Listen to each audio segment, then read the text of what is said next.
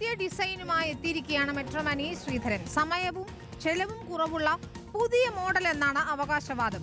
തിരുവനന്തപുരം കണ്ണൂർ റൂട്ടിൽ പത്തനംതിട്ടയെ കൂടി ഉൾപ്പെടുത്തിയിട്ടുണ്ട്. ടിക്കറ്റ് നിരക്ക് KSRTCക്ക് തുല്യമായിരിക്കുമെന്നും സോളാറിലായിരിക്കും സ്റ്റേഷനുകളുടെ പ്രവർത്തനമെന്നും ഇ ശ്രീധരൻ പറയുകയാണ്. 3 മണിക്കൂറും 20 മിനിറ്റും കൊണ്ട് തിരുവനന്തപുരത്ത് നിന്ന് കണ്ണൂർ എത്താനാകും. 51% ഓഹരി കേന്ദ്ര സർക്കാരിനും 49% കേരളത്തിനുമായിരിക്കും. കൊങ്കൺ മാതൃകയിലാകും നിർമ്മാണം എന്നുകൂടിയാണ് ഇ ശ്രീധരൻ പറയുന്നത്. ഹൈ സ്പീഡ് റെയിൽവേ ലൈൻ എന്ന് സാധാരണ പറയുകയാണെങ്കിൽ 200 കിലോമീറ്റർ സ്പീഡായിരിക്കും മാക്സിമം ഡിസൈൻ സ്പീഡ്. കൊട്ടാരക്കരയിൽ നേരെ പത്തനംതിട്ടയ്ക്കാണ് പോവുക. അവിടെ നിന്നാണ് നമ്മൾ കുറച്ച് പഴയ അലൈൻമെൻറ്റ് മാറ്റിയത്. ടിക്കറ്റ് നമുക്ക് വളരെ കൊടുക്കാൻ കഴിയും. That is not a commercial organisation, it is a service organisation. Ticket should be lowest possible, affordable to the common man. Ordinary people അത് എടുക്കാൻ പറ്റും. ട്രിവാൻഡ്രത്തിൽ നിന്ന് കണ്ണൂർക്ക് പോകാൻ 465 കിലോമീറ്റർ, അത് 3 hours 20 minutes കവർ ചെയ്യും. ഈ വലിയ വലിയ ബിൽഡിങ്ങിൻ്റെ ടോപ്പൊക്കെ സോളാർ വെച്ചിട്ട് ജനറേറ്റ് ചെയ്യും. Half the length solar plant വയ്ക്കുകയാണെങ്കിൽ we will have enough energy to meet our entire demand without any difficulty. അത് നമുക്ക് KSEBയെ ആശ്രയിക്കേണ്ട ആവശ്യമില്ല. Government of India will have 51% share, state government will have 49% share.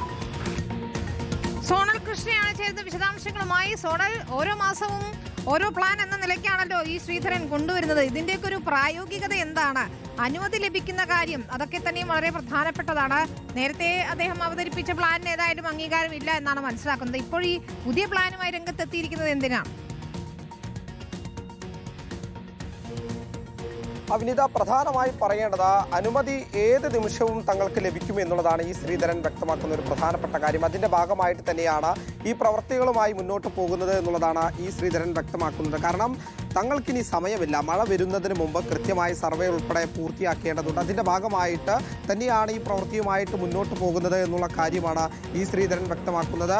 തനിക്ക് കേന്ദ്രമന്ത്രിയിൽ നിന്ന് ഉറപ്പ് ലഭിച്ചിട്ടുണ്ട്. അതായത് പദ്ധതി എന്തായാലും നടപ്പാക്കുമെന്നുള്ളൊരു ഉറപ്പ്, വാക്കാലുള്ള ഉറപ്പ് ലഭിച്ചിട്ടുണ്ട്. അതിൻ്റെ ഭാഗമായിട്ട് തന്നെയാണ് DMRCയെ മുൻനിർത്തിക്കൊണ്ട് ഈ പദ്ധതിയുമായി മുന്നോട്ട് പോകുന്നത് എന്നുള്ളതാണ് ഈ ശ്രീധരൻ വ്യക്തമാക്കുന്നുണ്ട്. പക്ഷേ നമ്മൾ ആവർത്തിച്ച് ചോദിക്കുന്നുണ്ട്, ഏതെങ്കിലും തരത്തിലുള്ള ഒരു ഓർഡർ കേന്ദ്ര സർക്കാരിൻ്റെ പക്കൽ നിന്ന് DMRCക്കോ മറ്റോ ലഭിച്ചിട്ടുണ്ടോ എന്നുള്ളത്. പക്ഷേ അത്തരത്തിലൊരു ഓർഡറും ഇതുവരെ ലഭിച്ചിട്ടില്ല. പക്ഷേ ഏത് സമയത്തും അത് ഉണ്ടാകാമെന്നുള്ളതാണ് അദ്ദേഹം പറയുന്നത്. നിലവിലെ പുതുക്കിയ ഈ ഡിസൈൻ പ്രകാരം ഒരുപാട് ചിലവ് കുറവുണ്ട് എന്നുള്ളതാണ് അദ്ദേഹം വ്യക്തമാക്കുന്ന ഒരു പ്രധാനപ്പെട്ട കാര്യം. ആദ്യഘട്ടത്തിൽ അദ്ദേഹം അവതരിപ്പിച്ച ഡിസൈനിൽ ഏകദേശം 80,000 കോടിയോളം ആകെ ചിലവ് വന്നിരുന്നെങ്കിൽ ഇപ്രാവശ്യം അവതരിപ്പിച്ച ഡിസൈനിൽ 54,000 കോടി മാത്രമേ വരുന്നുള്ളൂ എന്നുള്ളതാണ് പ്രധാനപ്പെട്ട കാര്യം.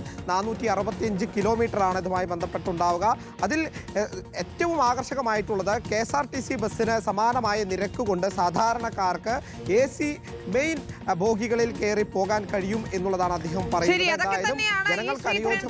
3 മണിക്കൂർ 20 മിനിറ്റ് യാത്ര മതി. പത്തനംതിട്ടയും ഒക്കെ റൂട്ടിൽ ഉൾപ്പെടുത്തിക്കൊണ്ടുള്ള ഒരു പുതിയ പ്ലാൻ അദ്ദേഹം പറയുകയാണ്.